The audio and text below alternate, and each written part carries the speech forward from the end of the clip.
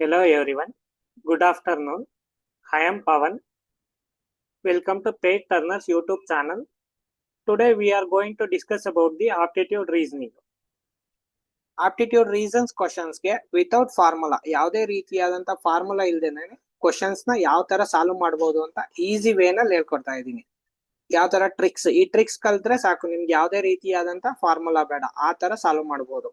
ಇವಾಗ ಆ ಕ್ವಶನ್ ಯಾವ ತರ ಸಾಲ್ವ್ ಮಾಡಬಹುದು ಅಂತ ಒಂದೊಂದಾಗಿ ನೋಡೋಣ. ಇದುವರೆಗೂ ಯಾರು ನನ್ನ ಚಾನೆಲ್ ನ ಸಬ್ಸ್ಕ್ರೈಬ್ ಮಾಡಿಲ್ಲ, ಸಬ್ಸ್ಕ್ರೈಬ್ ಮಾಡಿ, ವಿಡಿಯೋನ ಲೈಕ್ ಮಾಡಿ, ಕಮೆಂಟ್ ಮಾಡಿ, ಶೇರ್ ಮಾಡಿ. ನಿಮ್ಗೆ ಗೊತ್ತಿರೋ ಹಾಗೆ ನಾನು BLEAT ಎಲೆಕ್ಟ್ರಾನಿಕ್ಸ್ಗೆ ಕ್ಲಾಸಸ್ ಕಂಡಕ್ಟ್ ಮಾಡ್ತಿದ್ದೀನಿ. ಯಾರಿಗಾದ್ರೂ ಇಂಟ್ರೆಸ್ಟ್ ಇದ್ರೆ ಕಾಂಟ್ಯಾಕ್ಟ್ ಮಾಡಿ. Okay, let we start about the questions.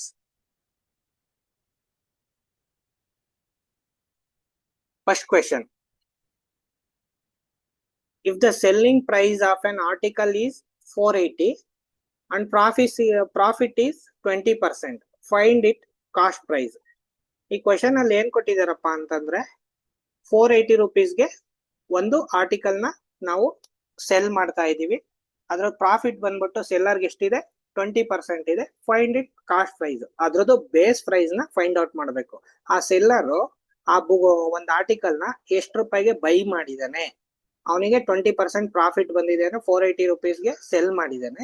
ಅವ್ನು ಬೈ ಮಾಡಿರೋ ಅಂತ ರೇಟ್ ಏನು, ಅದ್ರದ್ದು ಕಾಸ್ಟ್ ಪ್ರೈಸ್ ಏನು ಅಂತ ಫೈಂಡ್ ಔಟ್ ಮಾಡಬೇಕು. ಆ ಕಾಸ್ಟ್ ಪ್ರೈಸ್ ನ ನಾವು ಬೇಸ್ ಪ್ರೈಸ್ ಅಂತೀವಿ. ಇವಾಗ ನೋಡಿ, ಅವ್ನು ಸೆಲ್ ಮಾಡಿರೋ ಪ್ರೈಸ್ ಎಷ್ಟು, 480 ರುಪೀಸ್ ಅಲ್ವಾ. 480 ಅವನು ಪರ್ಚೇಸ್ ಮಾಡಿರೋ ರೇಟ್ ಎಷ್ಟು ಅಂತ ನಾವು ಫೈಂಡ್ ಔಟ್ ಮಾಡಬೇಕು. ಇದಕ್ಕೆ ಯಾವುದೇ ರೀತಿಯಾದಂತ ನಿಮ್ಗೆ cost price minus selling price ಈ ತರ ಫಾರ್ಮುಲಾಸ್ ಏನು ಬೇಕಾಗಿಲ್ಲ. ಈಸಿ ವೇ ನಲ್ಲಿ ನಾವ್ ಇದನ್ನ ಫೈಂಡ್ ಔಟ್ ಮಾಡೋಣ. ಯಾವ ತರ ಅಂದ್ರೆ, ಅವನಿಗೆ ಪ್ರಾಫಿಟ್ ಎಷ್ಟು ಬಂದಿದೆ, 20%. ಈ 20% ಇಲ್ಲಿ ಕೊಟ್ಟಿರೋ ಅಂತ ಅಮೌಂಟ್ 480 ಸೆಲ್ ಮಾಡಿದಾನಲ್ವಾ, ಆ 480 ನಲ್ಲಿ ನಾವು 20% ನ ತೆಗೆದ್ರೆ ಅವ್ನ್ ಬೇಸ್ ಪ್ರೈಸ್ ಬರುತ್ತೆ. ಅಂದ್ರೆ ಆ ಆರ್ಟಿಕಲ್ದು ಕಾಸ್ಟ್ ಪ್ರೈಸ್ ಬರುತ್ತೆ ಬಿಫೋರ್ ಸೆಲ್ಲಿಂಗ್ ಪ್ರೈಸ್. ಸೊ ಯಾವ ತರ ಕ್ಯಾಲ್ಕುಲೇಟ್ ಮಾಡೋಣ ಅಂತ ನೋಡೋಣ. ಇವಾಗ ಕೊಟ್ಟಿರೋದು, ಅವನು ಆರ್ಟಿಕಲ್ ಸೇಲ್ ಮಾಡ್ತಿರೋ ಅಮೌಂಟ್ ಎಷ್ಟು, 480 ಡಿವೈಡ್ ಬೈ ಇಲ್ಲಿ ಎಷ್ಟಿದೆ, 20% ಅಲ್ವಾ. 20% ಇದ್ದಾಗ ನಾವೇನ್ ಮಾಡ್ಬೇಕಂತಂದ್ರೆ, ಈ ಅವನು ಸೆಲ್ ಮಾಡಿರೋ ಪ್ರೈಸ್ ನ ಡಿವೈಡೆಡ್ ಬೈ 1.2 ಇಂದ ಡಿವೈಡ್ ಮಾಡ್ಬೇಕು. 1.2 ಇಂದ ಡಿವೈಡ್ ಮಾಡಿದ್ರೆ 480ಗೆ ನಿಮ್ಗೆ ಕಾಸ್ಟ್ ಪ್ರೈಸ್ ಬರುತ್ತೆ. ಇದು ಸೆಲ್ಲಿಂಗ್ ಪ್ರೈಸ್ 480 ಅಲ್ವಾ, ಇದ್ರದ್ದು ಅವನು ಸೆಲ್ಲರ್ ಪರ್ಚೇಸ್ ಮಾಡದಂತ ಕಾಸ್ಟ್ ಪ್ರೈಸ್ ನಿಮಗೆ ಗೊತ್ತಾಗುತ್ತೆ ಹೆಂಗೆ ಅಂತ. ಈಗ 1.2 ಇಂದ 480 ನ ಡಿವೈಡ್ ಮಾಡ್ಬೋದು. 1.2 ಇಂದ 480 ನ ನಿಮಗೆ ಡಿವೈಡ್ ಮಾಡೋದ್ ಕಷ್ಟ ಅಂದ್ರೆ, ಈ 1.2 ನ ಈ ಕಡೆ ಕಳ್ಸ್ಕೋಬೇಕು. ಅವಾಗ ಏನ್ ಮಾಡ್ತೀರಾ ಅಂದ್ರೆ, 2 ಸೈಡ್ 10 ಇಂದ ಮಲ್ಟಿಪ್ಲೈ ಮಾಡ್ಕೋಬೇಕು. ಇಲ್ಲಿಗೂ 10 ಇಂದ ಮಲ್ಟಿಪ್ಲೈ ಮಾಡ್ತೀರಾ, ಇಲ್ಲುವೆ ನ್ಯೂಮರೇಟರ್ ಮತ್ತೆ ಡಿನಾಮಿನೇಟರ್ ಎರಡನ್ನು 10 ಇಂದ ಮಲ್ಟಿಪ್ಲೈ ಮಾಡಿದಾಗ ಏನಾಗುತ್ತೆ ಗೊತ್ತಾ, ಇದು 4800 ಡಿವೈಡೆಡ್ ಬೈ 12 ಆಗುತ್ತೆ. ನೀವು 12 ಇಂದ ಡಿವೈಡ್ ಮಾಡಿದ್ರೆ ಈಸಿಯಾಗಿ ನಿಮಗೆ ಬೇಸ್ ಪ್ರೈಸ್ ಸಿಗುತ್ತೆ. 12 48 ನ ಡಿವೈಡ್ ಮಾಡಿ, 12 1 12, 12 2 24, 12 3 36, 12 4 48. ಇಲ್ಲಿ 0 ಇರೋದ್ರಿಂದ 0 ಆಗಿ ಬರೀರಿ. 12 4 ಎಷ್ಟು, 48. ಪಕ್ಕದಲ್ಲಿ ಎಷ್ಟು 0 ಇದೆ, 1 0 2 0. So our answer is 400. Option ಅಲ್ಲಿ ಇದೆಯಾ ನೋಡಿ, 400. ಒಂದು ಆರ್ಟಿಕಲ್ ನ ಸೆಲ್ಲರ್ 480 ರುಪೀಸ್ಗೆ ಸೇಲ್ ಮಾಡ್ತಾ ಇದ್ದಾನೆ. ಅವ್ನು 20% ಪ್ರಾಫಿಟ್ ಇದ್ರ ಮೇಲೆ ಇಟ್ಟಿದ್ದಾನೆ ಅಂದ್ರೆ, ಅವನು ಪರ್ಚೇಸ್ ಮಾಡಿರೋ ಅಂತ ಪ್ರೈಸ್ ಎಷ್ಟಿದೆ, 400 ಇದೆ. ಈ ತರ ನೀವು ಯಾವುದೇ ರೀತಿಯಾದಂತ ಫಾರ್ಮುಲಾ ಇಲ್ದನೆ ಫೈಂಡ್ ಔಟ್ ಮಾಡಬಹುದು. ಅದೇ ತರ ನೆಕ್ಸ್ಟ್ ಎಕ್ಸಾಂಪಲ್ಸ್ ನೋಡೋಣ. Next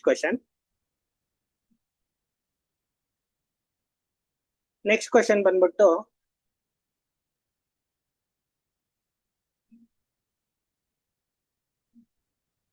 if the selling price of an article is Rs 390 rupees and profit is 30%, find its cost price.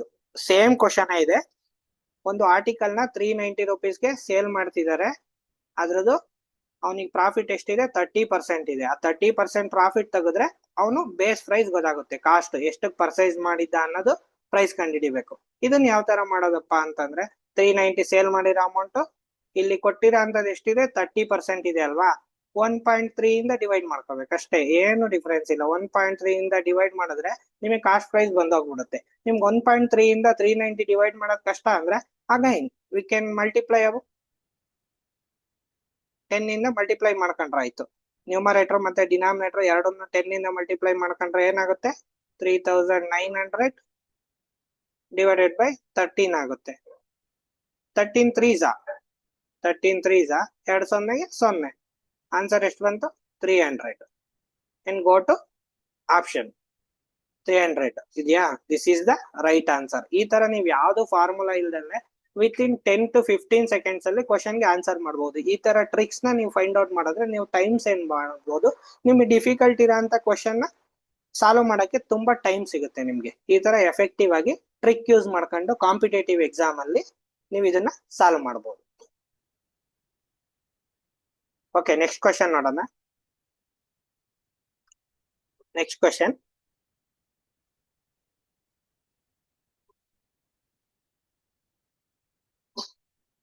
If the selling price of an electronic printer is Rs 3300 and profit is 10%, find it cost price. ಇವಾಗ 3300 ಗೆ ಒಬ್ಬ seller ಒಂದು printer ನ sale ಮಾಡ್ತಾ ಇದ್ದಾನೆ. ಅವನು 10% profit ತಗೊಂತಾ ಇದ್ದಾನೆ. ಅದ್ರದ್ದು ಕಾಸ್ಟ್ ಪ್ರೈಸ್ ಬೇಕು, ಅಂದ್ರೆ ಬೇಸ್ ಪ್ರೈಸ್, ಮೂಲ ಬೆಲೆನ ನಾವು ಫೈಂಡ್ ಔಟ್ ಮಾಡ್ಬೇಕು. ಅವನಲ್ಲಿ ಸೆಲ್ ಮಾಡಿರೋಂತ ಪ್ರೈಸ್ ಅಲ್ಲಿ 10% ಪ್ರಾಫಿಟ್ ತೆಗೆದ್ರೆ ನಮಗೆ ಏನ್ ಬರುತ್ತೆ? ಪ್ರಿಂಟರ್ ಪ್ರೈಸ್ ಬರುತ್ತೆ. ಇವಾಗ ನೋಡೋಣ, ಇವಾಗ ಎಷ್ಟಕ್ಕೆ ಸೇಲ್ ಮಾಡಿದಾನೆ ಪ್ರಿಂಟರ್ ಅವನು ಅಂದ್ರೆ 3300 ಇದೆ. ಅವನು ಇದೆಷ್ಟು 10% ಪ್ರಾಫಿಟ್ ಇಟ್ಕೊಂಡಿದ್ದಾನೆ. So we can divided by 1.1 ಇಂದ ಡಿವೈಡ್ ಮಾಡ್ಕೊಂಡ್ರೆ ಈಸಿಲಿ ಬಂದ್ಬಿಡುತ್ತೆ answer.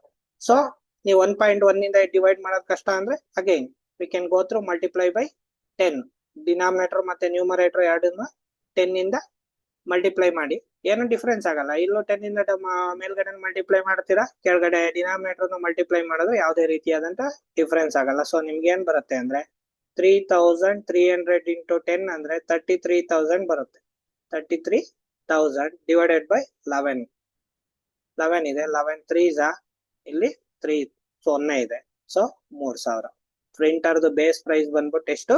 Cost price 3000. Option C is the right answer. ಈ ತರ ನೀವು ಕ್ಯಾಲ್ಕುಲೇಟ್ ಮಾಡಬೇಕು. ಇದನ್ನ ನೀವು ಕ್ರಾಸ್ ಚೆಕ್ ಮಾಡಬಹುದು. ಕ್ರಾಸ್ ಚೆಕ್ ಹೆಂಗ್ ಮಾಡೋದು? ಇವಾಗ ಇದು ನಾವು ಮಾಡಿರೋದು ಕರೆಕ್ಟ್ ಇದೆಯಾ ಹೆಂಗೆ ಅಂತ. 3000 ಇಸ್ ದ ಬೇಸ್ ಪ್ರೈಸ್ ಅಲ್ವಾ, ಇಂಟು 10% ಮಾಡಿ.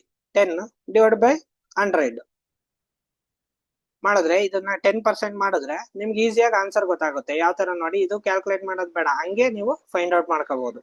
ಯಾವ ತರ ಅಂತಂದ್ರೆ, ಇವಾಗ 3000 ಇದೆಯಲ್ವಾ, 3000ಗೆ 10%.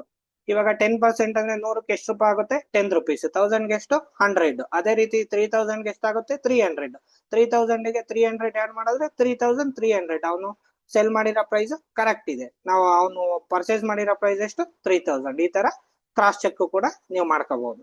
ಸೊ ಅದೇ ರೀತಿ ನೆಕ್ಸ್ಟ್ ಕ್ವಶನ್ ನೋಡೋಣ ಯಾವ ತರ ಅಂತ.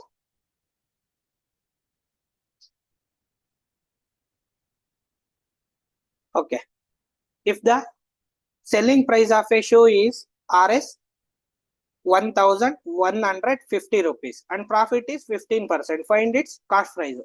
ಒಬ್ಬ ಅಂಗಡಿ ಅವನು ಶೂನ 1150 ರೂಪಾಯಿಗೆ ಮಾರ್ತಾ ಇದ್ದಾನೆ. ಅವನದು ಸೆಲ್ಲಿಂಗ್ ಪ್ರೈಸ್ ಬಂದ್ಬಿಟ್ಟು 1150 ಇದೆ. ಅವ್ನ ಬೇಸ್ ಪ್ರೈಸ್, ಅವ್ನ ಎಷ್ಟಕ್ಕೆ ಪರ್ಚೇಸ್ ಮಾಡ್ದ, ಕಾಸ್ಟ್ ಪ್ರೈಸ್ ಏನು ಅಥವಾ ಅವ್ನ ಬೇಸ್ ಪ್ರೈಸ್ ಏನು ಅಂತ ಫೈಂಡ್ ಔಟ್ ಮಾಡಬಹುದು. ಇದಕ್ಕೂ ಅದೇ ತರ ಟ್ರಿಕ್ಸ್.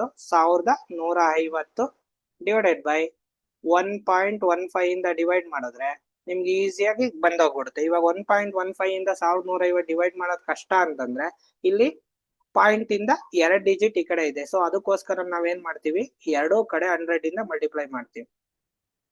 100 ಇಂದ ಮಲ್ಟಿಪ್ಲೈ ಮಾಡಿದಾಗ ನಮ್ಗೆ ಏನ್ ಬರುತ್ತೆ ಅಂತಂದ್ರೆ 1,15,000 ಬರುತ್ತೆ ನ್ಯೂಮರೇಟರ್ ಅಲ್ಲಿ. ಕೆಳಗಡೆ 115 ಬರುತ್ತೆ. 1,15,000 ನ್ಯೂಮರೇಟರ್ ಅಲ್ಲಿ, ಡಿನಾಮಿನೇಟರ್ ಅಲ್ಲಿ 115 ಬರುತ್ತೆ. ಸೊ 115ರಿಂದ 1 in remaining 3 zeros. So base price ಬಂದ್ಬಿಟ್ಟು ಅಥವಾ ಕಾಸ್ಟ್ ಪ್ರೈಸ್ ಏನಾಯ್ತು? 1000 rupees. 1000 rupees is the cost price. ಈಗ 1000 ಇದೆಯಲ್ವಾ ಬೇಸ್ ಪ್ರೈಸ್, ಇದು 15% ನೀವು ಆಡ್ ಮಾಡಿದ್ರೆ ಪ್ರಾಫಿಟ್ ನ ಒಂದು ಆಟೋಮೆಟಿಕ್ ಆಗಿ ಅವ್ನು ಸೇಲ್ ಮಾಡಿದ್ರೆ 1150 ಗೊತ್ತಾಗ್ಬಿಡುತ್ತೆ ನಮ್ಗೆ. 100ಗೆ ಎಷ್ಟು? 15% ಅಂದ್ರೆ 15 ರೂಪಾಯಿ ಅಲ್ವಾ. 1000ಕ್ಕೆ ಎಷ್ಟಾಗುತ್ತೆ? 150 ಆಗುತ್ತೆ. ಸೊ 1000 ಪ್ಲಸ್ 150 ಆಡ್ ಮಾಡಿದ್ರೆ 1150 ಬಂತು ನಿಮ್ಗೆ. 1150. ಸೊ ಈ ತರ ಕ್ರಾಸ್ ಚೆಕ್ ಮಾಡ್ಕೋಬಹುದು. ಸೊ ಈ ತರ ನೀವು ಸಾಲ್ವ್ ಮಾಡೋದ್ರಿಂದ ಈಸಿಯಾಗಿ ಟೈಮ್ ನ ಸೇವ್ ಮಾಡ್ಕೋಬಹುದು. ವಿತ್ ಪರ್ಫೆಕ್ಟ್ ಆಗಿ ಮಾಡ್ಬೋದು. ನಿಮ್ಗೆ ಯಾವುದೇ ರೀತಿಯಾದ ಫಾರ್ಮುಲಾ ಕನ್ಫ್ಯೂಷನ್ಸ್ ಇರಲ್ಲ. ನಾನು ಏನಾದ್ರು ಎಕ್ಸ್ಟೆಂಡ್ ಮಾಡ್ಬಿಟ್ಟ ಉಲ್ಟಾ ಹಾಕೊಂಡ ಫಾರ್ಮುಲಾ, ಈ ತರ ಯಾವುದೇ ರೀತಿಯಾದಂತ ಕನ್ಫ್ಯೂಷನ್ಸ್ ಇರಲ್ಲ. ಆ ತರ ಈಸಿ ವೇ ನಲ್ಲಿ ನೀವು ಟ್ರಿಕ್ಸ್ ಎಲ್ಲ ಯೂಸ್ ಮಾಡ್ಕೊಂಡು ಈ ತರ ಆಪ್ಟಿಟ್ಯೂಡ್ ಕ್ವಶನ್ಸ್ ನ ಸಾಲ್ವ್ ಮಾಡಬಹುದು. Is it clear? Okay, next question ನೋಡೋಣ ಯಾವ ತರ ಇದೆ ಅಂತ.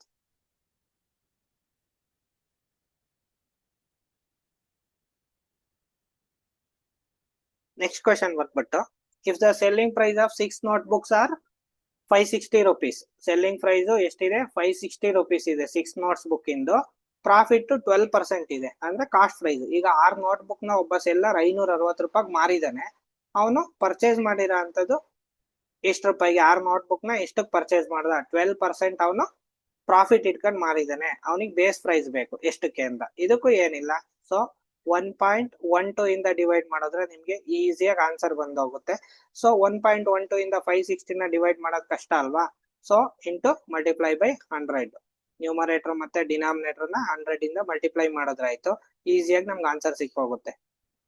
56,000 ಡಿವೈಡೆಡ್ ಬೈ 112, 112ರಿಂದ 56,000ನ ಡಿವೈಡ್ ಮಾಡಿದ್ರೆ ಈಸಿಯಾಗಿ ಬಂದೋಗುತ್ತೆ. ಇವಾಗ ನಮ್ಮ ಹತ್ರ 112 ಇದೆ ಅಲ್ವಾ?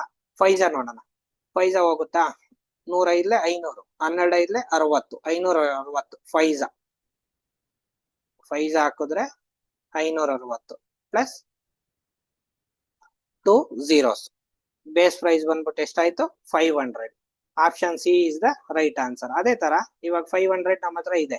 12% ಅಂದ್ರೆ 100ಕ್ಕೆ 12. ಅದೇ ರೀತಿ 500ಕ್ಕೆ ಎಷ್ಟಾಗುತ್ತೆ? 12 ಇಂಟು 5, 60 rupees. ಪ್ಲಸ್ 60 ಇದಕ್ಕೆ ಆಡ್ ಮಾಡಿದ್ರೆ ಅವನು ಬೇಸ್ ಇದು ಟೋಟಲ್ ಸೆಲ್ ಮಾಡಿರೋ ಪ್ರೈಸ್ ಬರುತ್ತಾ? Okay, selling price is 560. ಈ ತರ ಕ್ರಾಸ್ ಚೆಕ್ ಮಾಡ್ಕೋಬಹುದು. ಈ ತರ ಟ್ರಿಕ್ಸ್ ಯೂಸ್ ಮಾಡೋದ್ರಿಂದ ಯು ಆರ್ ಪರ್ಫೆಕ್ಟ್ ಆಗಿ, ನಿಮ್ಗೆ ಯಾವುದೇ ರೀತಿಯಾದಂತ ಕನ್ಫ್ಯೂಷನ್ ಇಲ್ದಲೆ ಪರ್ಫೆಕ್ಟ್ ಆಗಿ ನೀವು ಕ್ವಶನ್ಸ್ ನ ಸಾಲ್ವ್ ಮಾಡ್ತೀರಾ.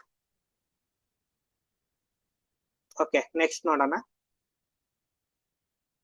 Okay, thank you. ಇದುವರೆಗೂ ನೀವು ಯಾರು ನನ್ನ ಚಾನಲ್ ನ ಸಬ್ಸ್ಕ್ರೈಬ್ ಮಾಡಿಲ್ಲ ಅಂದ್ರೆ ಸಬ್ಸ್ಕ್ರೈಬ್ ಮಾಡಿ, ಲೈಕ್ ಮಾಡಿ, ಕಮೆಂಟ್ ಮಾಡಿ, ಶೇರ್ ಮಾಡಿ. ಯಾರಿಗಾದ್ರೂ ಎಲೆಕ್ಟ್ರಾನಿಕ್ಸ್ ಕ್ಲಾಸ್ಗೆ ಜಾಯಿನ್ ಆಗ್ಬೇಕು ಅಂತ ಇಂಟ್ರೆಸ್ಟ್ ಇದ್ರೆ ಜಾಯಿನ್ ಆಗಿ ನನ್ನ ಕಾಂಟ್ಯಾಕ್ಟ್ ಮಾಡಿ. ಕಾಂಟ್ಯಾಕ್ಟ್ ನಂಬರ್ ಡಿಸ್ಕ್ರಿಪ್ಷನ್ ಬಾಕ್ಸ್ ಅಲ್ಲಿ ಇರುತ್ತೆ. ಇದೇ ರೀತಿಯಾದಂತ ವಿಡಿಯೋಸ್ಗೋಸ್ಕರ ಶಾರ್ಟ್ ಟ್ರಿಕ್ಸ್ ಯೂಸ್ ಮಾಡ್ಕೊಂಡು ಆಪ್ಟಿಟ್ಯೂಡ್ ಯಾವ ತರ ಸಾಲ್ವ್ ಮಾಡುವಂತ ಅಪ್ಕಮಿಂಗ್ ವಿಡಿಯೋಸ್ಗೆ ನನ್ನ ಚಾನಲ್ ನ ಮರೀದೆ ಸಬ್ಸ್ಕ್ರೈಬ್ ಮಾಡಿ.